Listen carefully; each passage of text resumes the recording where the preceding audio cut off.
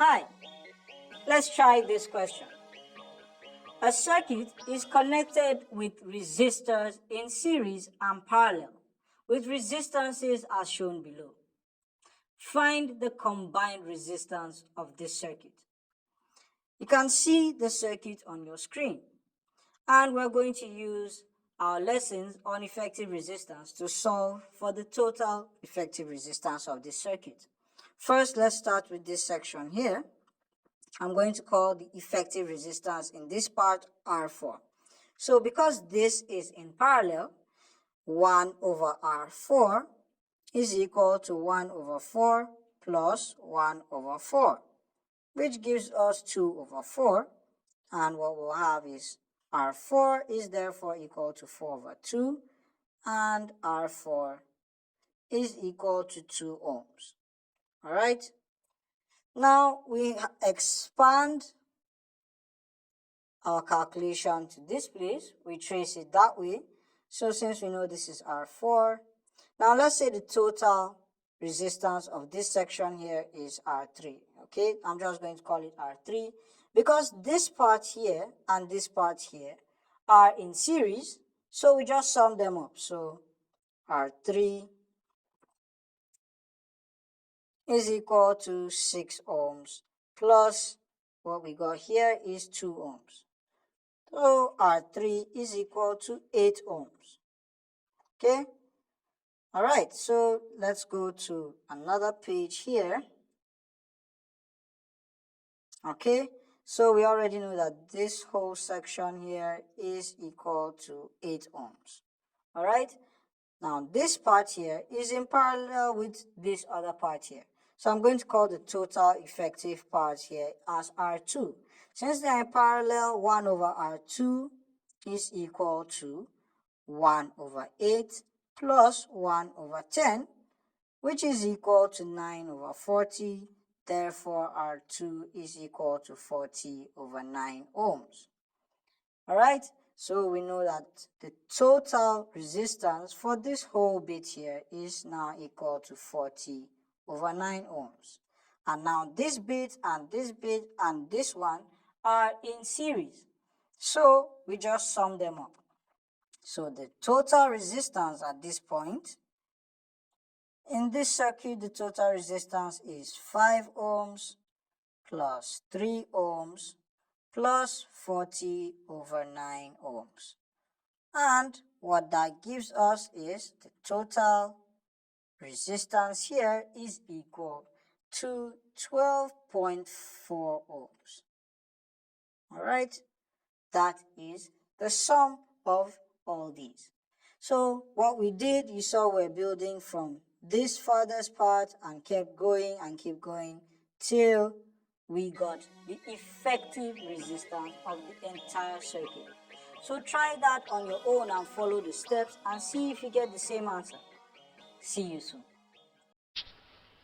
Hold on a minute guys, before continuing this video, just take a second of your time to like, subscribe and share this video so as to get, also as to motivate us to do more, and watch out for the next episode, more coming. Resistance is the property of an object that enables it to oppose the flow of electric current. Resistors are special components of circuits that are made for the express purpose of creating a precise quantity of resistance in an electric circuit. They are usually represented by a zigzag line or a small rectangular box. Resistors can be made from a variety of materials. When resistors are arranged in series, that is end to end, the effective or equivalent resistance is the sum of the individual resistances of the resistors. And when resistors are arranged in parallel, the inverse of the effective resistance is equal to the sum of the inverse of the resistance of each resistor. Connecting resistors in series, parallel, or a combination of the two helps us to get different resistances from a given set of resistors. You can differentiate a series connection from a parallel connection by seeing if you can move your finger along the wires from one point on the circuit, say point A, to another point on the circuit, say point B. If you can do this, then what you have is a series connection. If you ever encounter a point along the wire where you have to choose which wire to follow, then the circuit connection is not in series.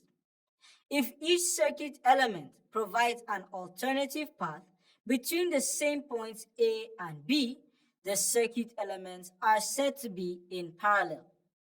Circuits can get really complex, and it pays to have a clear understanding of series and parallel connections to be able to handle such circuits. Given the connection on your screen, how would you find the effective resistance of the resistors if all the resistors have the same resistance R?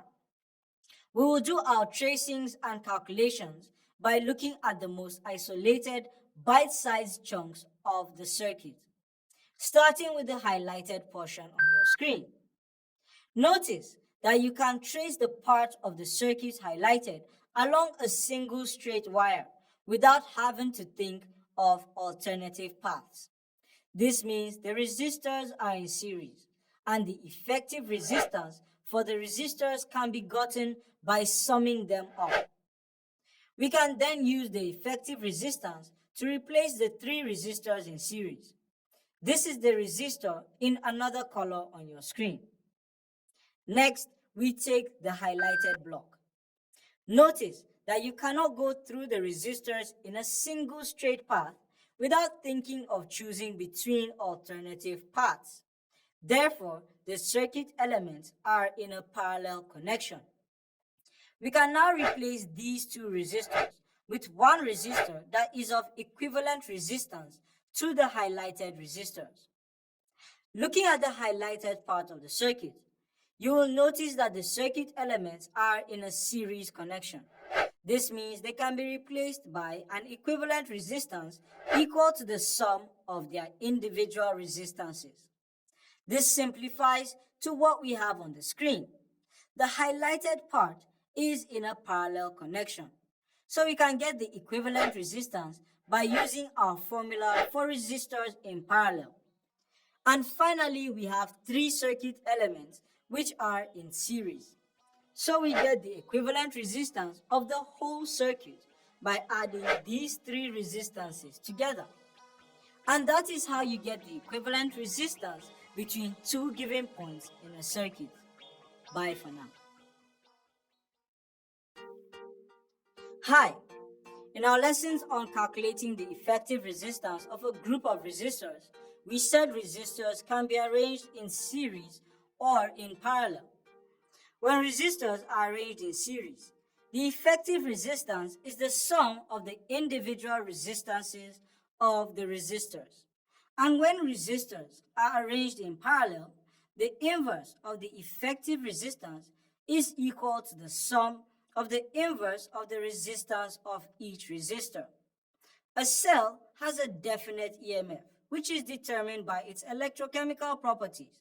However, this EMF may not be equal to what we need for specific applications.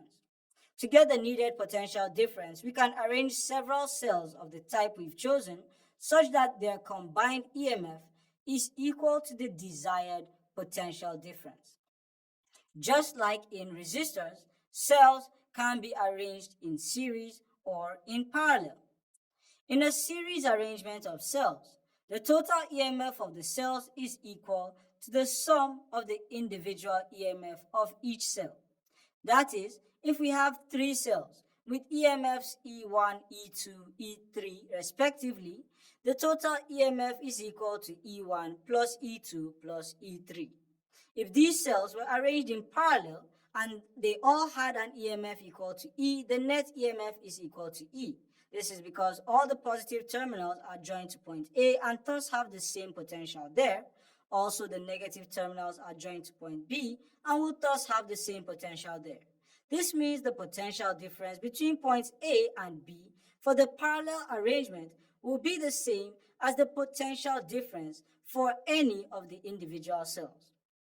Now, so far in our discussion of electrochemical cells, we have discussed cells as though they were pure sources of electromotive force. But that is not the case. Electric batteries possess internal resistance to the flow of electric current. This means we can think of a battery like an EMF source connected in series with a resistor lowercase r, which represents the internal resistance. The maximum current that can be supplied by this cell is equal to its EMF E divided by the internal resistance lowercase r. This value is important in helping us determine what applications a kind of battery can be used for. For example, a car starter battery usually has an EMF of about 12 volts, but needs to supply a huge amount of current quickly so as to get the car moving. And this is why lead acid batteries are used in cars, since they can supply up to 200 amperes of current to the car. If we connect such a battery with an external resistor R, we can calculate the current that will flow through the resistor. The voltage V of the battery is defined as the difference in electric potential between its positive and negative terminals, that is, points A and B respectively. As we move from B to A, the electric potential increases by plus E as we cross the EMF source. This potential drops by the product of the current I and internal resistance lowercase r as we cross the internal resistance, according to Ohm's law. And as we cross the external resistor in the direction of the current, the potential drops by R uppercase I, also according to Ohm's law. By the time the current is back at B, its potential is back to zero. Therefore, we can say that the EMF of the battery is equal to the voltage drop across the internal resistance and the potential difference across the external resistor. The voltage drop across the internal resistance is known as the lost voltage, while the potential difference across the external resistance is known as the terminal potential difference. That is, E is equal to capital I capital R plus capital I lowercase r.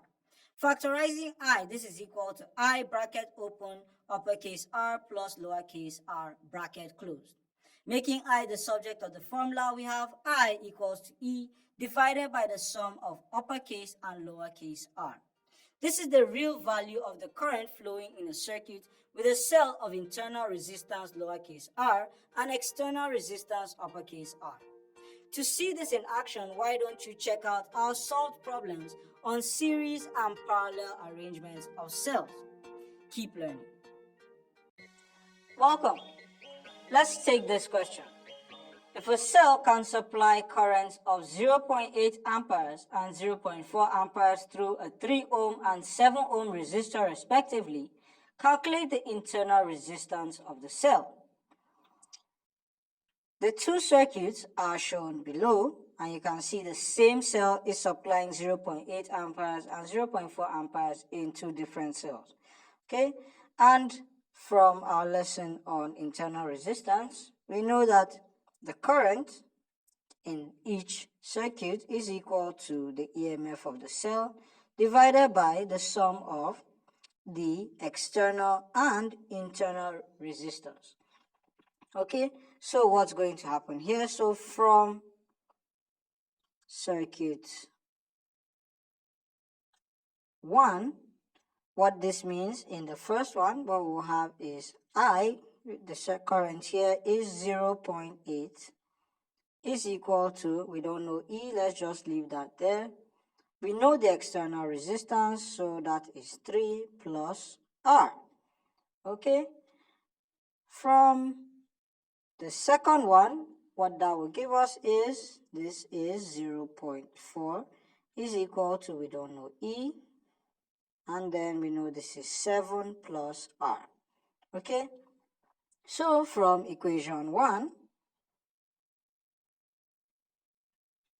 what we'll do, we cross multiply, we take this to this side, what we'll have is E is equal to 2.4 plus 0.8 R. So from equation 2, we do the same thing. We cross multiply. Here we have E is equal to 2.8 plus 0.4 R. Okay? Now, E is equal to this here and is equal to this here. So what do? We equate equation 1 and 2 because they are both equal to E, which is the EMF of this cell. So let's do that on another page. What we'll have is, therefore, we would have 2.4 plus 0.8 R is equal to 2.8 plus 0.4 R. And of course, we know R is our internal resistance. So let's solve for that. Let's take this way, take this other one this way. What we'll have is 0.8 R minus 0.4 R is equal to 2.8 minus 2.4. So we'll have 0.4 R is equal to 0.4. What that means, dividing both sides by 0.4, that leaves us with 1. Okay? So what we have is R, which is the internal resistance, is equal to 1 ohm. Okay? And that's how we find the internal resistance for this particular cell. So try that on your own and see you soon. Hi, let's take a question on internal resistance. Two 2.2 volt cells, each with internal resistance of 1.5 ohms, are connected to a 5 ohm resistor. Find the total internal resistance of the cells, the current in the circuit, the terminal potential difference, and the lost voltage. As you can see, this is the circuit on your screen. Okay? So the first thing we're asked to find is the total internal resistance. So we have two cells here and here with resistances, and they are connected in series, as you can see. So when two resistors are connected in series, what do? We sum them up. Total internal resistance is therefore equal to, so little r total is equal to 1.5 ohms plus 1.5 ohms. So R total is equal to 3 ohms. That's the first part of the question. The next part, we're asked to find the total current in this circuit. So first of all, what is the total EMF in this circuit? We have two cells connected in series. So E total, when cells are connected in series, their combined EMF is just the sum of their EMF. Okay, so that we have 2.2 volts plus 2.2 volts. So total EMF here is equal to 4.4 volts.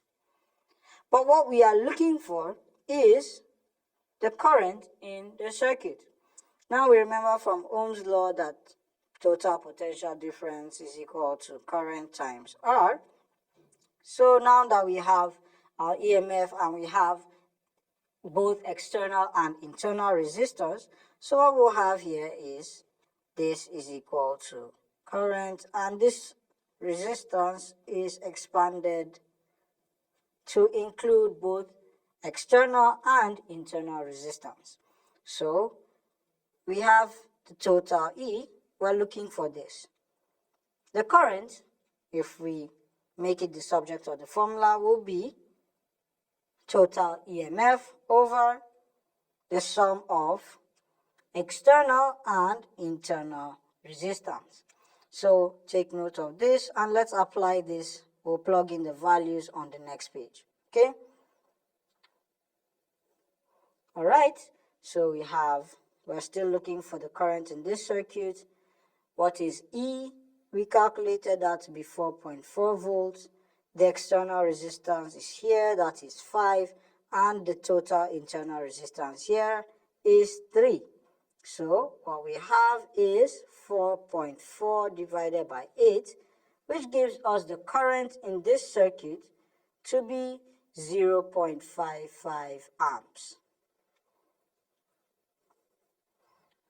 Now let's move to the third part of the question, which is asking us to get the terminal potential difference. That is the potential difference across this resistor. So applying Ohm's law once again, we have V is equal to I R. Okay, that is 0.55, and this is 5 times 5. So this, let's say the terminal potential difference is equal to 2.75 volts.